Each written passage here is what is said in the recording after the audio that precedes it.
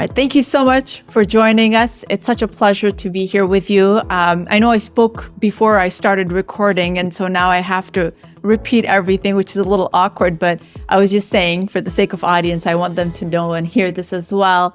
I was saying how much Dean and I appreciate you and love the way you communicate science on social media, which is a challenge in itself, as you know. And there are not a lot of us, who care so deeply and passionately about science communication, especially when it comes to mental health and wellness in general. So thank you so much for your time to come and speak with us. Absolutely. I'm so glad to be here. Very excited to talk to you guys.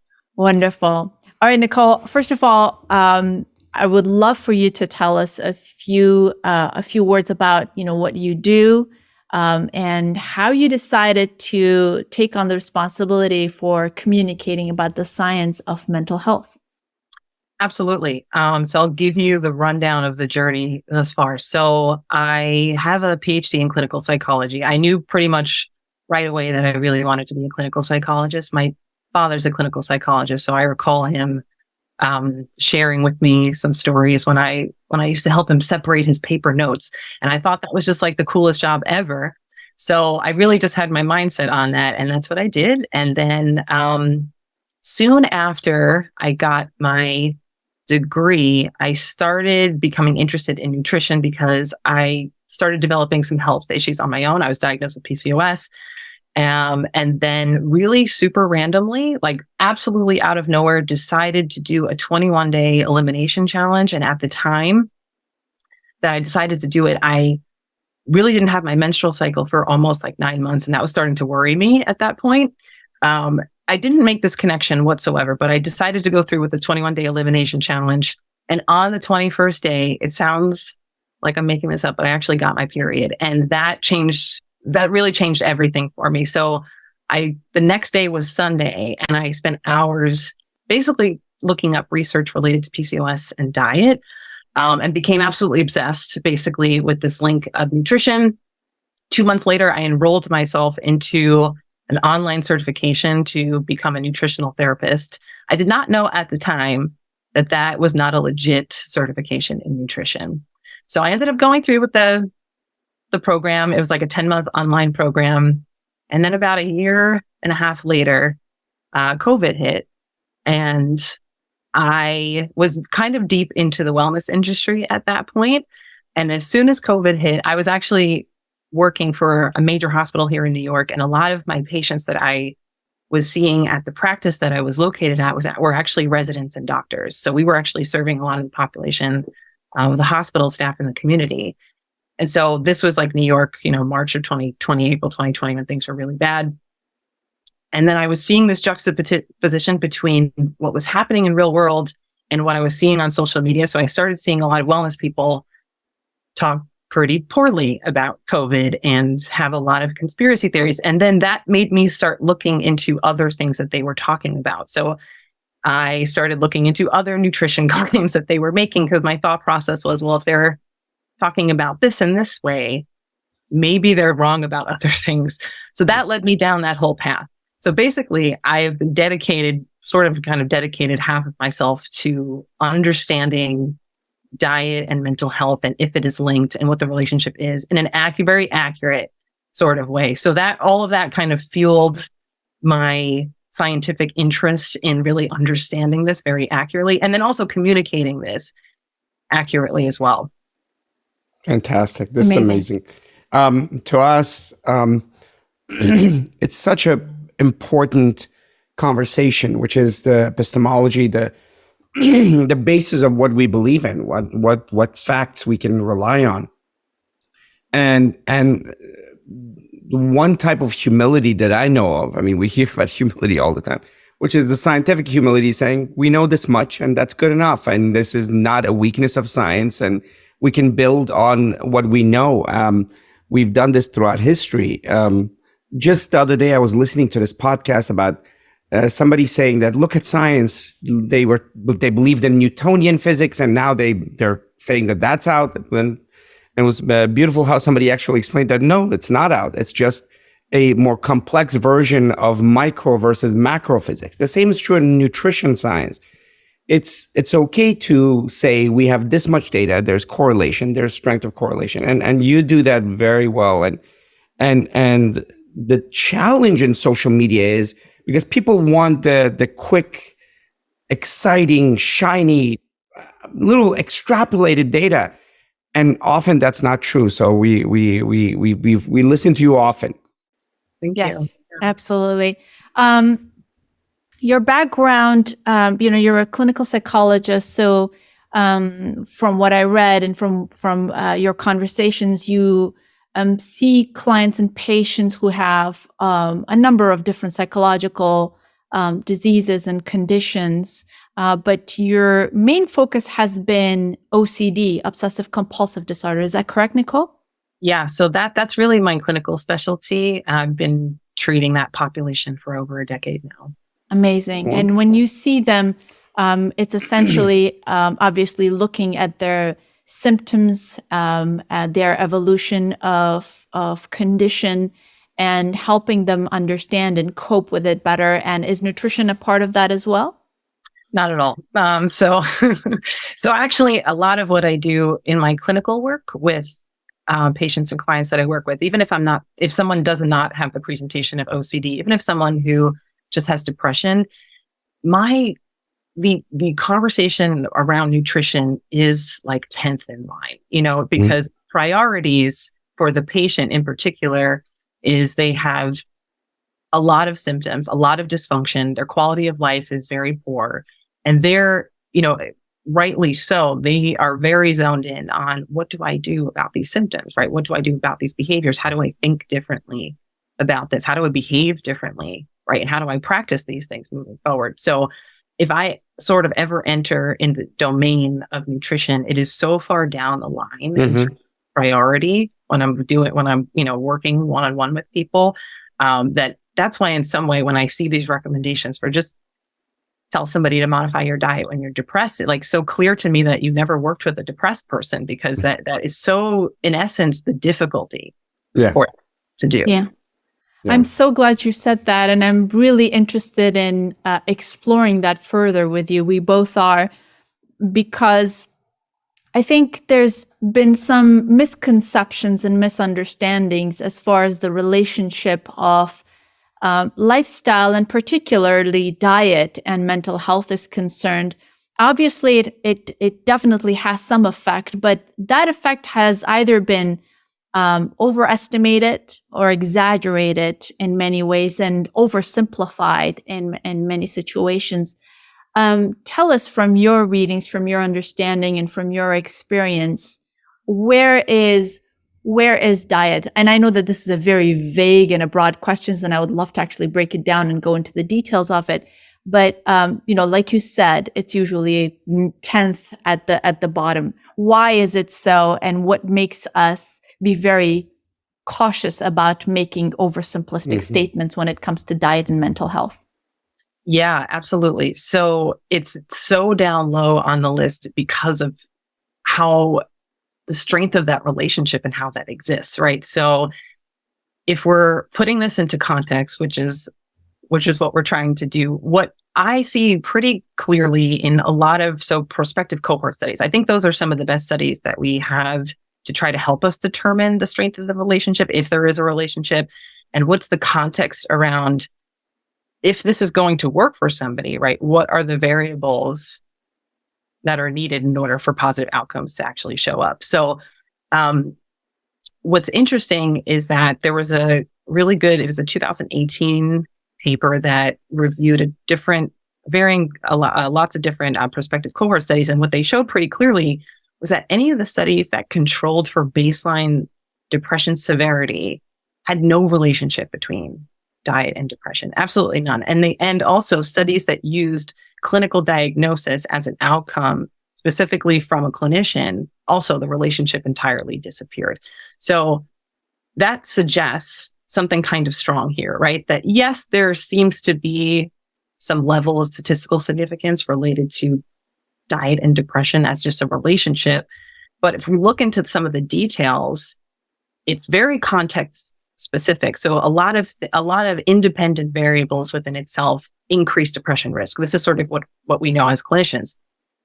Things like gender, things like previous depressive episodes influence future depression risk and future depressive episodes. Severity of depression at baseline, if someone is having an active episode, that's also something that determines risk, right? Familial history, if strong mental health history will also significantly influence a person's depression risk. Other comorbidities, other psychiatric conditions, other physical comorbidities significantly influence, right? So high BMI, low SES, all of these are independent factors that way strongly correlate with the risk of depression as compared to diet alone. So that, again, that's another reason sort of why that could be 10th, even 20th on the list of someone, because there's so many other heavier, larger variables that influence a person's depression as a whole. No, you're absolutely right. The relationships that people are making are so simplistic that doesn't take into account the complexity of variables. I was reading a paper, actually a couple of papers on even genetics, the influence of genetics and things that seem obvious to us, weight or height.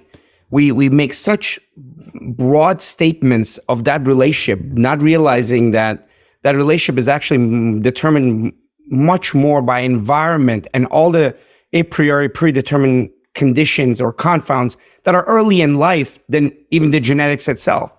And when it comes to intelligence and IQ, oh my goodness, that's been so overstated.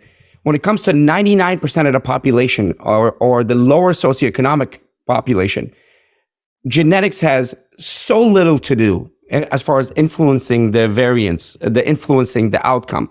It does have more of an effect in the top 10%, top 20%, because then you've actually maximized all the other variables so that now genetic comes into fact. But for the greater 80 to 90%, there are so many other variables to look into, yet we overstate things such as genetics, even with intelligence, where we could actually focus on other so many other variables.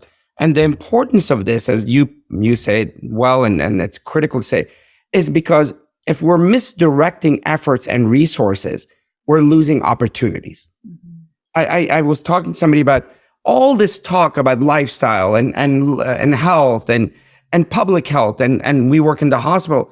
You know, the greatest variable when they've looked at the complexity is investment in mother's health and mother's resources in the first 5 years has the greatest effect on the child's mortality, child's health, child's education, child's even later life expectancy. Yet nobody focuses on that. So I love this complex approach and not to negate nutrition, no, not at all, but put things in right perspective. That's so critical. And we are nutritionists, and that's one of our dear degrees is nutrition. But to overstate it is self-fulfilling, self-aggrandizing. Exactly, and that's what I think about as a clinician, because obviously, like, you know, working one-on-one with people, I care very much about communicating an effective intervention and doing an effective intervention with someone, because time and money is precious for everybody. So yes, the allocation of resource, the loss associated when someone unfortunately can get down a path, right, where they're told that this is the answer when it's really not. The answer, the time loss and the cost is extremely great, extremely great. Absolutely. There seems to be some level of disconnection and lack of trust when it comes to the clinical sector, and especially when it comes to mental health. Nicole, I'm sure you've heard about this, and we all see that.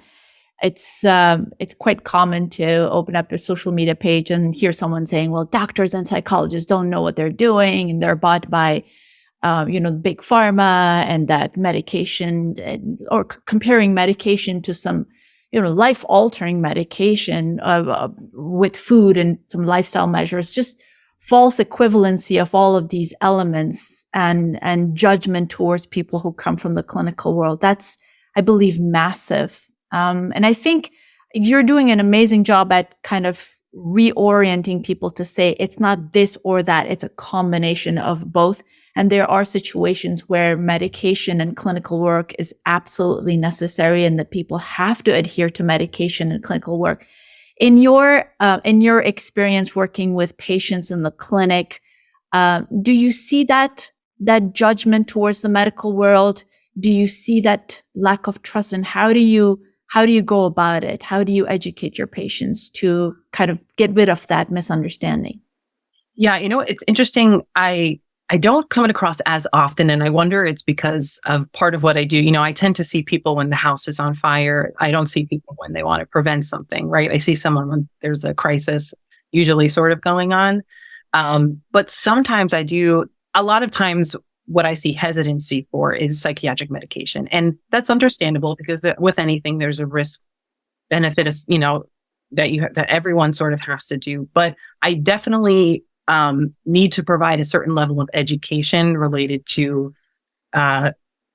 people's sort of misunderstandings around, I would say, psychiatric medication in particular, especially when someone is trying to sort of push through with different behavioral interventions and it's not working and their suffering is still sort of at the same level. That's at the point where I'll sort of reintroduce the conversation about medication again and reorient them towards, this is temporary. Medication is not something that you need forever necessarily, but, it's support, right? So I try to sort of reorient people towards thinking about medication as support. Like, I'm support, medication is support, your family is support. These are all different ways, where you're going to access support and allow your quality of life to hopefully get better, right? And engage in life in the way. So I try to sort of frame it from that standpoint because that's what's real.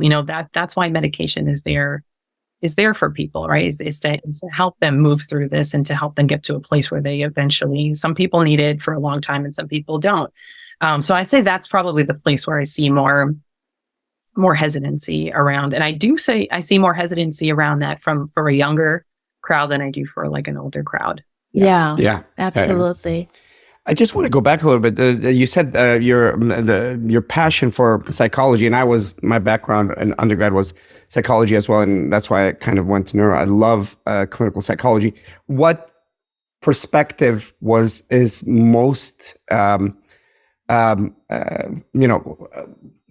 you drawn to most as far as the different schools of psychology is concerned? So I'm trained in cognitive behavioral therapy. I went to a program that was like really kind of super strict CBT. I also got some training in acceptance and commitment therapy. So I have a little bit of that, but I definitely am very kind of, I'm very a behaviorist. I'm very much a behaviorist because I see it in action. I do really see that play out super well one-on-one. So that also reinforces my behaviorism. So I'm definitely like a behaviorist through and through. Yeah. So, amazing. Given that, do you dabble into, although it's kind of a little bit out of norms now, the psychotherapy and getting deeper into the woods of their underpinning psychological mechanisms, or as a behaviorist, which I am as well, and I love, which is here's the behavior. Here are the mechanisms that I can see, and then here are the implementation of outcomes that we can work in and measure and change and adapt. Is that the way you approach it? Very much. I do, there's cognitive interventions, of course, as well. But a lot of, it's really interesting because working and treating OCD, so the treatment for OCD is exposure and response prevention therapy. And that's a very behavior-oriented treatment. It almost doesn't deal very much with thoughts, and it works. And we even see that when in terms of like depression. So behavioral activation is a behavioral treatment for depression, doesn't even touch thoughts.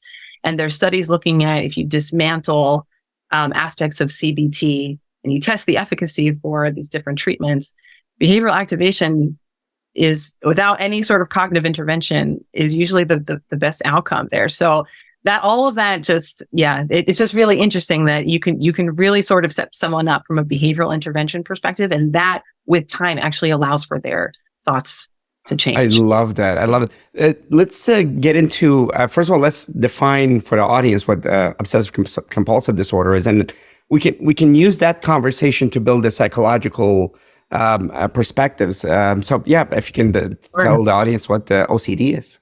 Absolutely. So OCD is obsessive compulsive disorder, and it's characterized by two different things. So one is intrusive thoughts. So these are unwanted, distressful thoughts that a person has and experiences. And then you have compulsions, and compulsions can be mental or they can be behavioral. And the compulsion is something that a person does or engages in order to get rid of that thought or to get rid of the anxiety associated with that thought. So for some people, like the classic example, let's say for contamination issues for OCD. So if someone touches a glass and they feel contaminated, they may have to wash their hands 3 times. So that's their behavioral compulsion that's associated with that. And not say that reduces their anxiety and distress associated with their intrusive thought. So that's really sort of the main components of OCD. Yeah. Amazing. And do you and although same thing with me, I don't get into the underlying mechanisms of it, because there's history of, a lot of times there's history of trauma, early trauma and other factors that has created that link. You don't get into those underpinning mechanisms at all. Not so much. The thing that I see so consistently is there's a really strong genetic link to OCD. So usually it's a parent or an aunt or something that also has a version of OCD, but that is usually in a person's family. So and that really shows up in the research pretty consistently, that the genetic predisposition for OCD is pretty strong. So the thinking is that you have a pretty strong genetic predisposition, and then you have a major stressor that occurs in your life, and then you can get, boom, a manifestation of symptoms. Oh, okay. So you think that the genetic factor, or have they identified a group of genes or a gene? Well, probably not a gene. None of these have a gene. Yeah, probably. But a group of genes that have been associated with OCD. I don't know. I know that's always in the works. I mean, I know the sort of neural mechanisms related to that. There's a lot of frontal lobe dysfunction, which makes sense. There's impulsivity and things. But I don't know, but that's, it's interesting that it's so consistent. And I've never yet have met a patient who has not had OCD in their family. Never, not yet. Wow. Or whether that's, or other OCD spectrum disorder. So something like hoarding also has a sort of spectrum to like OCD. So that also too, there's always someone in the family that has something like that. Interesting. It's so interesting how that works, the genetics and the family component. Right. It's very difficult to distill out whether it's a genetic commonality in the family or a behavioral or cultural or social component that's shared. Like a learned phenomenon. A learned phenomenon that dominates, not necessarily one or the other. And what they've looked at different diseases is that sometimes it's not so much the genetics, but it's the common behavioral aspects that manifest. For example, a lot of the diseases that are low serotonin. So serotonin or dopamine, we've all heard about serotonin-related diseases or dopamine-related diseases, be it production of serotonin or elimination of serotonin or connection of serotonin to postsynaptic receptors. Or some of the genes such as the 7R and others have been shown to be associated with that. What's so interesting about this is, yes, they've found genetic diseases where serotonin is low, but the manifestation has been abnormal across the board, but the abnormality manifested very differently depending on the cultural background. And in one place it was disinhibited behavior, let's say. In another place it is socially inappropriate behavior. Another place it's extrovertedness, and so on and so forth. So as you can see, the manifestation is in lack of inhibition, but manifesting differently depending on cultural availability or how the environment allows that behavior. So that's why I'm very interested in that interplay of culture, genetics, neurotransmitters. It's so fascinating, especially with obsessive compulsive disorders, which I've actually seen in so many different cultures manifested in very different ways. So I love your work. Absolutely. That's so interesting. I didn't know that. Yeah. Even when they do twin studies in these genetic studies, be it monozygote or dizygote, Now they've gone a little more detail and not just look at monozygote, dizygote, or look at them when they are actually in adoptive environments, because usually they're adopted in higher social economy. But even in perinatal states, how the environment existed manifests much differently in their disorders and their genetic manifestation. Sorry, I'm getting a little wonky because this is your field and this is very exciting.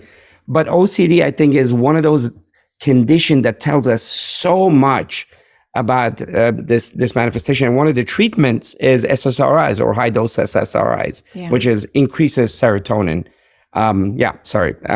That's a very incredibly fascinating field. Yet another reason for us to make sure that we pay attention to nuance and not come up with, broccoli is going to fix your OCD. That's not the answer. Yeah. You know what the other thing that I've been thinking about more recently too is that how you see a lot of like wellness talk around treating root cause, right? Treating root cause. That is what we do. We actually do treat root cause. If you go for, I can only talk about what I do, but if you go for a psychological intake, you are sitting with me for at least an hour. I am asking you a ton of different questions, right? Related to context, not just your symptom, profile, but I'm asking about your family mental history. I'm asking about any other disorders that you may have. I'm inquiring about that. I'm looking at your other psychological history, if you've had that. I'm looking at any medications you've taken, right? I'm looking at your support system. How do you do in school? How do you function at work? Like, all of these things are taken into account beyond just your symptoms and severity of symptoms and your frequency and all that kind of stuff. And then after sitting with someone for an hour plus, then you think about, okay, what are the treatments that are available that are going to be best effective for them, given all of the information that I have at my disposal? Isn't that root cause, right? It is. Definitely is. And a complex root cause, not a singular. I mean, taking the whole spectrum of the environmental factors. I'm also a big believer of cognitive behavioral therapy. To be honest, I'm not one that throws the baby out with the bathwater. Now, all these lifestyle doctors now all of a sudden are anti-medicine. No, that has its place. But cognitive behavioral therapy has, what we've seen in multiple realms, is incredibly effective, because it does get to that behavior directly. And then you don't have to wait 10 years of psychotherapy. You can actually trial and error, look at outcomes, look at responses, get feedback in a ongoing basis. It's a fabulous method of adjusting or addressing behaviors. Mm-hmm. Absolutely. Yeah. We do it in sleep disorders quite often. Correct. Yeah. And it's probably in many the field ways of neurology. Yeah. If people are patient, it's definitely more effective than medication, even at times. Right. Especially if they go through the entire program and have that supportive structure around them. I think CBT is so important for sleep disorders. Yeah. CBT for insomnia has been insomnia specifically. Yes. Pretty well. Yeah. Pretty good outcomes for that. Yeah. Amazing. Okay. So a little bit of a switch in gears. I love when Nicole, posts something, and it's related to some misinformation. Rather than correcting the misinformation, she spends some time actually evaluating why the person actually said that. Yeah. She does a little bit of psychotherapy or psychoanalysis of the person, and I absolutely love it because it makes so much sense. Yeah. So that's where you're actually going into psychotherapy, because in your practice you're doing just behavioral cognitive therapy. There you're doing psychotherapy and getting into their relationship with their mother, basically, and the father. She starts. Yeah. Well, there were a couple of posts that I just laughed a little, and I appreciated so much. Let's just see why you're saying this. Yeah. First of all, where is this coming from? Yeah. And I think it's so critical for all of us to have that level of awareness and stopping ourselves to say, why?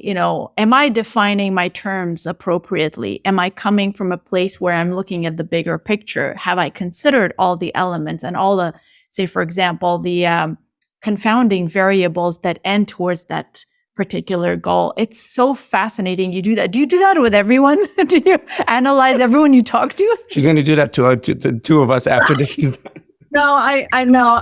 It's funny that you say that because I think on social media, I didn't even think about this super critically, to be honest with you, when I'm making posts like this. But to me, it makes a lot of sense to talk about their language, why they're talking about this way, how they're framing their message, and why that is important. Because if we're just arguing with the science, right, I don't think we're really going to get anywhere very far. Meaning, if I'm just going to debate somebody on the information that they're talking about using science, I don't think that's going to get us very far as compared to identifying the language that's being used, how this is being manipulated, what they're actually trying to say besides the words that they're trying to say here, and why they're saying that message, right? Why is it benefiting them? Why are they taking that stance? Even though there's other evidence that goes against, let's say, what they're saying. There's a lot of things I think to consider related to that. And that's why I think that's really important, because I think if we provide people with context related to this, information related to, here's the language of pseudoscience, and here's the reinforcements for these people in order to talk about this, I think that'll help more people identify things, right? Versus us just arguing on the level of science. So brilliant. I love that. I mean, this weekend I had a discussion with some friends, and I tried to be calm and circumspect and get to the why.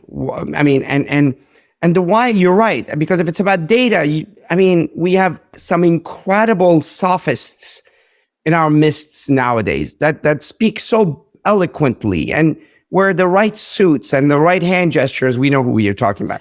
And there's enough kernel of truth in what they're saying, but the rest is just flour and fluff, and the whole thing, the kernel of truth actually serves the bigger purpose of an underlying why. Mm-hmm. It's a self-affirming, self-confirming, not for the truth, but a self-confirming phenomenon. And that's critical, that people actually become self-aware that, am I here talking because I'm trying to get to a truth, or am I confirming the truth that I know, or what I think is true? I'm just working the language to come up with or affirm the truth. And as far as, and brilliant. And as far as language, we've seen throughout history that the most vile concepts have had beautiful language affirm it. And we've seen it now flourish again in this horrible realm. It wasn't like they didn't have great thinkers affirming them. It's just that they didn't distill it down to the why. Are we getting to a truth, or are we just affirming or confirming a group of ideas or group of people? So your approach was especially, I think, singularly refreshing to us. Like, oh, okay. Yeah. I know. I love it. She is a psychologist. She is. I mean, I think if there's anyone who can fight pseudoscience, is, are people like Nicole who have a psychology background or understand human behavior. Because like you said, Nicole, we could spend hours exchanging this reference and that citation and this paper and that paper, but to expose where that clash or that misinformation or that statement is coming from, and what gain do they make, whether they're wearing a suit or no shirt at all. We've seen both types. We've seen both on all, throughout the spectrum. I think that's so critical, and I love that you do that. Thank you. No, I'm. There's actually a great talk on YouTube. It's David Tolan. He's actually a psychologist. He actually does a lot of work in the OCD world, but he has a talk on pseudoscience in clinical psychology specifically. And there's another great paper. He might be a co-author on this, but it's called like a 19-item checklist for pseudoscience in clinical psychology. But it applies, I think it applies to nutrition absolutely 100%. I read through it and I'm like, this all exists in nutrition and social media. And so their viewpoint, which I agree with completely, is that if we conceptualize pseudoscience as a behavior, right, then we can kind of look at this a little bit differently. And I think that is the way to kind of attack it or to kind of do it at least, because again, I think that just empowers people, the audience, right, into, if they're looking at a post online or if they're hearing specific claims, they can go through filters in their mind based on knowledge related to what scientific behavior is and what pseudoscientific behavior is. And then they can make judgments based off of that versus just looking at claims, right? The claims are superficial. That's not where we want to go. We have to look at like all of the behavior that's behind the actual claim. And I think that that's what's helpful. Oh, beautiful. Yeah. Absolutely. Amazing. And on the other side, pseudoscience and science, if we can demystify it and as Steven Pinker in that video, there's a great video that him and his wife have on Reason. It's like, if you're going to argue with me, what are you arguing with? It's with reason and science. To berate or downgrade reason and science, you've actually weakened your own position. So reason and science is nothing more than an evolving mechanism of truth finding. That said, you don't have to make it anything more than that. And it appears that people like to put it's almost like creating a straw man, science as something else, a well-circumscribed thing that is supposed to do a particular bidding. It's not. Science is thinking, and an ever-evolving, ever-improving thinking process. It's not even a static thing.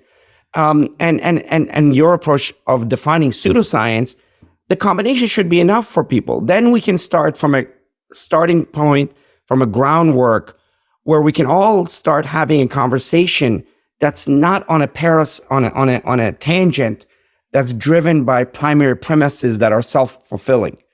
And I think that needs to be more. You need to be highlighted. People like you who do this kind of cleansing of thought need to be highlighted. But it's difficult though, isn't it? To be outside of your comfort is difficult. Yeah, it is. It's hard. I mean, part of it I think is hard because if you're going to participate in Instagram algorithms, you're trying to do it in 90 seconds, which is pretty difficult.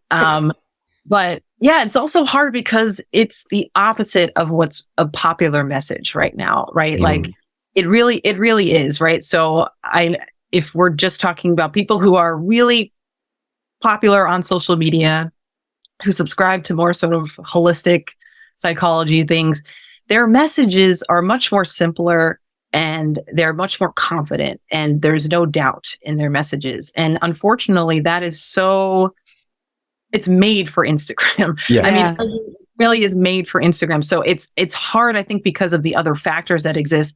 I think it's also hard because of how our brains operate, which is that we want certainty, right? We don't like ambiguity. And also, it takes more time for me to watch a 2-minute video on the complexity and the nuance versus this person who's telling me I just need to heal my inner child wound, Yeah. I think I know. Well, obviously, there are very strong and very popular Instagram pages and individuals who are promoting that kind of pop psychology, like you said, that have a very direct and an absolute message. And it's essentially kind of focused outside of this nuance that people from the world of science are trying to build. And it's direct and it's cut and it's almost like blaming something or someone at some stage in their life for all of the problems that they're having.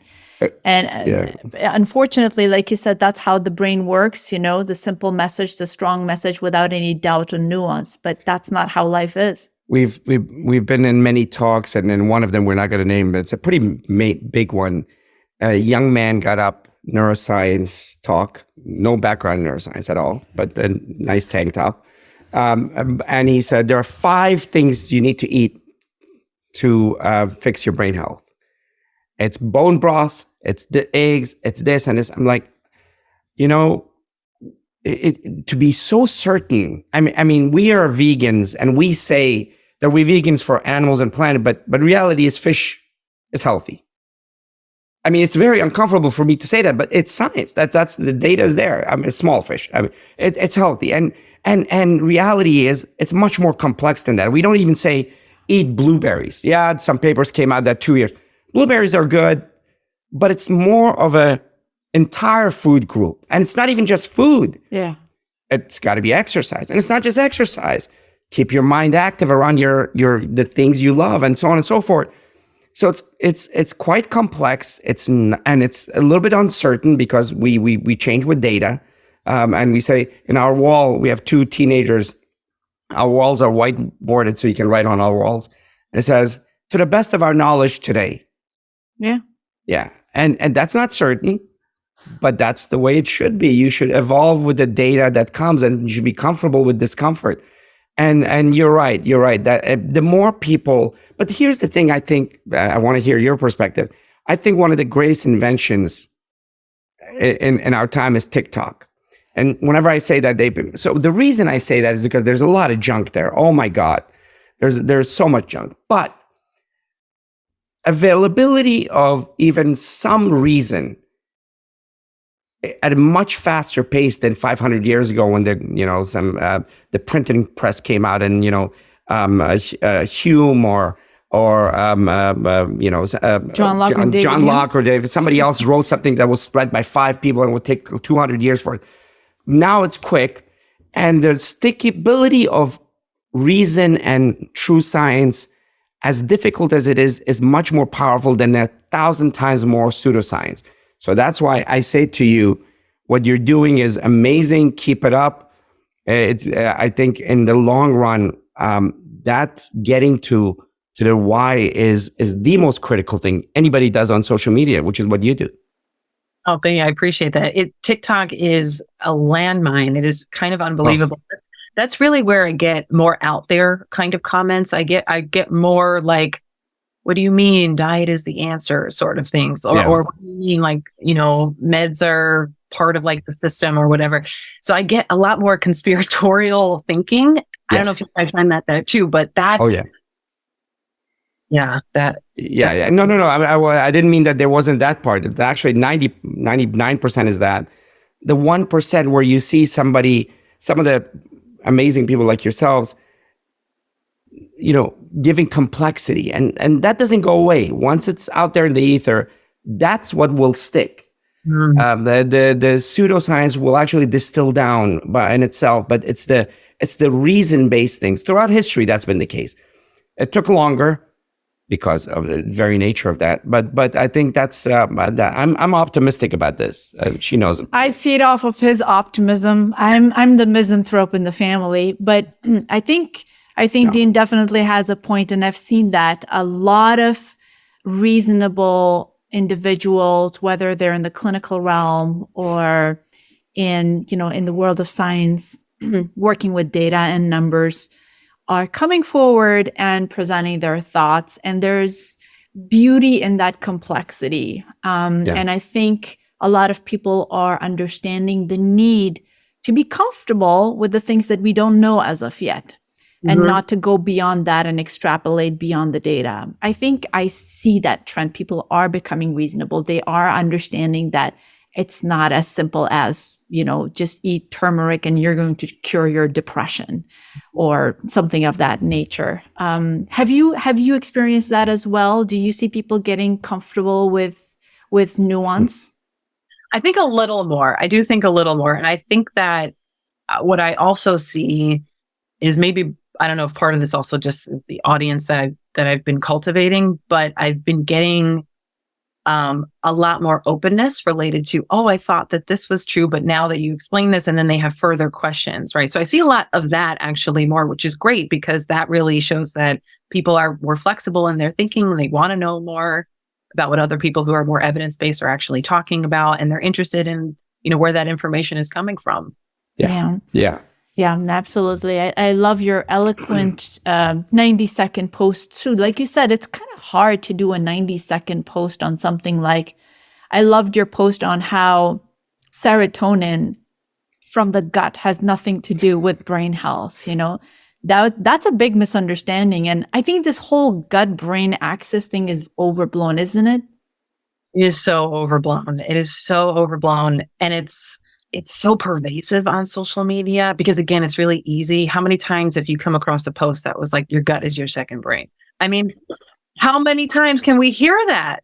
How many times can we hear that? And I don't even know if people know what they're talking about when they talk about that. Like, what does that mean? What are you saying? What are the words that you're actually saying? I'm usually not mean, but I want to say something like, if you think that your gut is your second brain, then your gut is your second brain. Right, that's what your brain is. Yeah, exactly. But no, I understand. And we hear this so often, Right. that it becomes, or so these, and now it's very popular on our end or your end as well. All these huge statements about like a neurotransmitter like dopamine. Right. Or serotonin. There's complexity to these. There's so much complexity to these. So because we have an audience listening to this conversation as well, and Nicole, and we have you here as our guest, maybe you can actually give us a little bit of a background, the way you explain it, of why that's not the case. Why is it kind of silly to call our gut the second brain, and how the brain, the cells in brain and in the GI system are different? If you could just kind of give an overview of that, I would really appreciate it. Absolutely. So yes, we do have an enteric nervous system, and that it does exist in our gut, in our tract. And there are neurotransmitters that are produced there.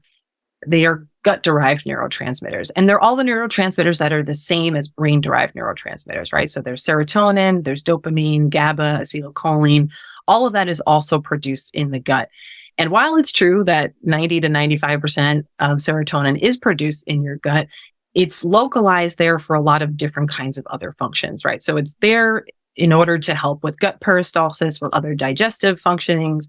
Serotonin, any neurotransmitter acts where it's localized, right? So if it's produced in the brain, that is going to affect things that we think about with serotonin, that's associated with serotonin, right? So that's movement, that's learning, memory, all of that kind of stuff. But all of the neurotransmitters that are produced in your gut, they do not cross the blood-brain barrier. So therefore, they cannot get into your brain. And those are not the neurotransmitters that are responsible for our mood, learning, behavior, and all of that. There's likely some sort of influence, and that's still being discovered. We still really don't understand completely how there is this communication network between perhaps the neurotransmitters that are produced in the gut and also what's going on in our brain, actually. But it's not the way that it's presented online. The serotonin that's produced in your brain is responsible for all those things associated with. Yeah, absolutely. Thank you so much for that.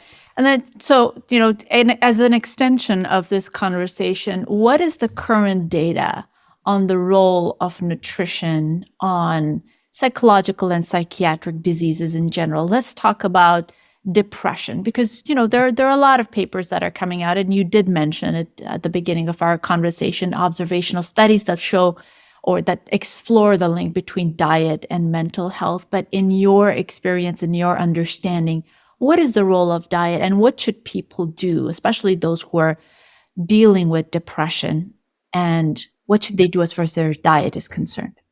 Yeah, so this is a great question, and this is where a lot of nuance will come into play. So if we're looking at, so far there's a decent amount of research now looking at diet and depression in particular. There's more research, focused on depression related to other sort of psychiatric conditions. And essentially, there is some sort of relationship. There does seem to be some sort of relationship between what we consider, right, a healthy, prudent dietary pattern, or sometimes it doesn't, the dietary pattern, it could be Mediterranean, it could be Tuscan, it could be vegetarian, but some level of adherence to that does show that there seems to be some sort of lowered risk of depression and incidence.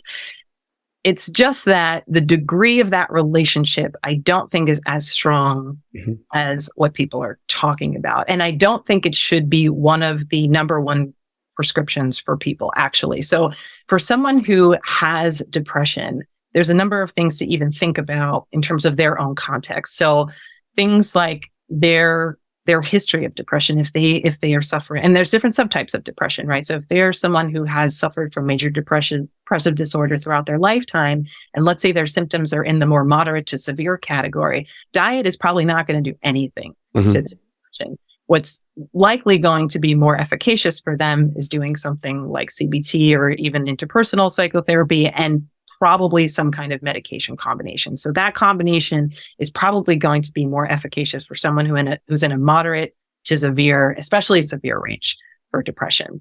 So that's really where that, anybody who's suffering from that should really seek those out. If someone is experiencing sort of subclinical symptoms, maybe just sort of like mild level of depression, they can function pretty well. They don't really have a strong history. They don't really have a strong familial history with depression. They don't have any other significant comorbidities, and that's psychiatric and medical, physical as well. Then maybe, perhaps, dietary modifications can work. However, though, we also want to look at, well, what was your diet pre-changing it, right? It seems like what the research is suggesting is that if you're going from a pretty poor diet to then sort of moderately adhering to a healthy sort of pattern, and you have mild subclinical symptoms with the other stuff that I mentioned, then you probably will have some kind of positive effect. That scenario is likely, right? So that's what I think, potentially looking like modifying diet, there could be something there for a person's current depression, as well as depression risk. But again, I want to count that in, but I would recommend doing other things before you even really touch your diet, honestly. There's even looking at stress management, better sleep, right? Going to therapy, right? Exercise, right? All of these things are a stronger relationship, right? Between depression risk specifically and these behaviors versus diet. So I think if you are going to look at diet, that should be not one of the last things, because diet, again, it's not that it's not important, but there's other things that are bigger bangs for your buck, so to speak, and they're more efficacious. And that depends a lot on a person's context. Absolutely. Amazing. Absolutely. Amazing. This makes so much sense. And it's very helpful and empowering in many ways for people to see that, there's so many ways that they can improve their mental health and not just necessarily focus on one element. Where, just to reemphasize this point, because I have great passion for this point. In another life, I actually created the healthcare system for a couple of third world countries, and the children component, where diet has a significant effect is in low socioeconomic or in deprivation states. In Afghanistan and Somalia, 15% of the population or so suffer from iodine deficiency and thyroid deficiency, which, forget about depression, it actually causes cognitive decline and lower IQ and all of that. So in the lower socioeconomic state, that's where we should be focusing a lot more on nutrition, and especially in children and especially in the development stage. Yet we focus at a stage where there's not just deprivation, but actually excess, and other things can be so much more effective. This nuance and three-dimensionality of approach is what's needed. Otherwise, we're just misdirecting resources and causing harm. Lovely approach that you've taken. Absolutely. I love that.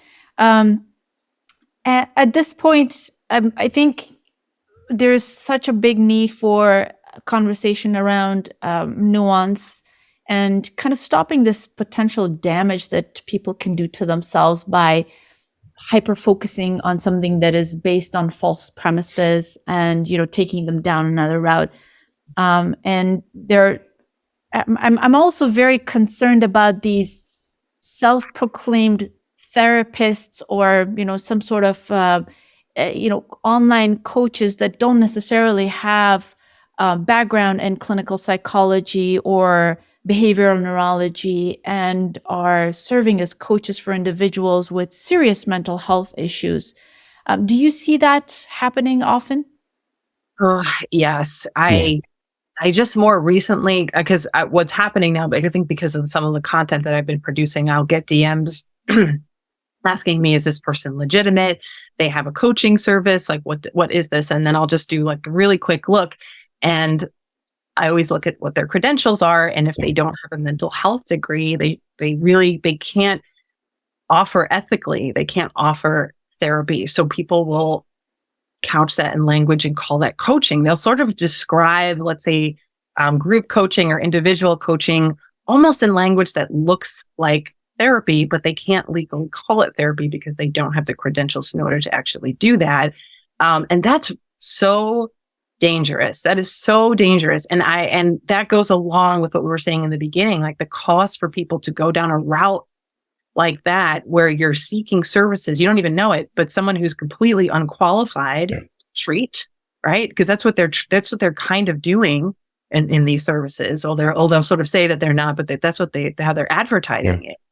And it's really, it makes me very upset and very angry, because I know that there's a lot of really big accounts who call themselves mental health coaches, but then when you look at their credentials, there's really nothing supporting their ability to do so. Mm-hmm. Yeah, and it's so dangerous. Yeah. Given that a person that's coming to a coach or they're in need of significant help, be it depressions, substance abuse, or suicidal ideations, and we see this quite often. So I hope that there is something that can be done when it comes to that, because that's costing lives, and they don't hold any responsibility, because all they do is get somebody to sign some papers, and that's it. Their responsibility is done away with. Before we end, I just wanted to kind of get to what we see here, which is music. You and your husband. There are guitars in the background for those of the audience members who are not watching the video, but there are guitars on Nicole's wall. And we saw a drum set. Yeah, Nicole is a in drummer. The same room. She's a drummer. Yes. And how cool. And you started your little 2-year-old? Yeah. So my 2-year-old, he loves music, and I swear I did not push drums on this kid. He absolutely loves it. He can already do a beat, like a really simple beat. He can wow. Yeah, it's amazing. Amazing. I love it. It's so critical to start children that young. And I'm envious, because Aisha started very young. She was in a musical family, and my children started like at 1.5, 2 years old. Their pitch is, people over exaggerate that stuff as well.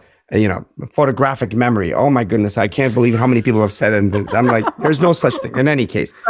Or pitch perfect. That's extremely rare, but they're very good with pitch. I couldn't tell you the difference between a C and a G. It's just terrible. But early start matters. It's just so significant. So that's wonderful. Well, what does music mean to you psychologically?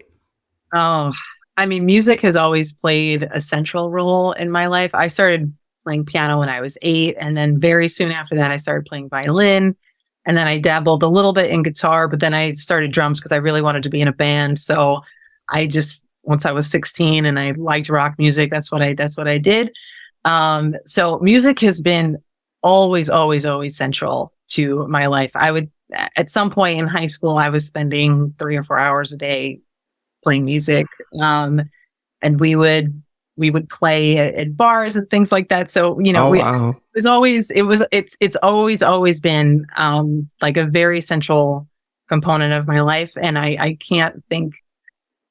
Yeah, I can't imagine it without it. And just to see my son, really love it is it's sort of bringing that out in me again. It's like renewing my interest and why I became interested in the first place, and then. Yeah, it's being a parent is it's totally mind blowing, and it's really wonderful to see that. It really is. I know we're going to be really good friends, Nicole, because I share the same sentiments, and music is such a central force in our life. I think music kind of saved us and get through the pandemic. It was such an incredible outlet and a source of joy and that stability that people kind of lost during the pandemic and throughout life. I sing. My son is an amazing pianist. Sophie, my daughter, is also a really good singer. And yeah, I'm so glad that we share that connection. And I damaged the guitar. But nonetheless, nonetheless, we have these amazing sessions here, music sessions in Redondo Beach. So you're welcome, your husband and kid. Yeah. So you guys have to come down to Southern California whenever you're here. We'll have a music session together. Oh yeah, no, we can start a band together. Let's do that. Absolutely. I'm thinking of names. Right. I have a triangle, so I'll do. There you go. Yeah. No, it's wonderful to know you. You're stuck with us now. Somebody who's a musician and reason based and holds themselves accountable to higher standard of truth. We love you. We love what you stand for. And hopefully we'll work together. Absolutely. Thank you so much for your time, Nicole. It was wonderful to connect with you. Tell the audience where they can find you and if you have a website that they can follow. Absolutely. Yeah. So you can find me on Instagram and TikTok at Feed Your Mental. And my website is www.feedyourmental.com. Amazing. Feed Your Mental. Nicole, thank you so much. And we look forward to talking to you again sometime soon. Thank you so much. Thank you.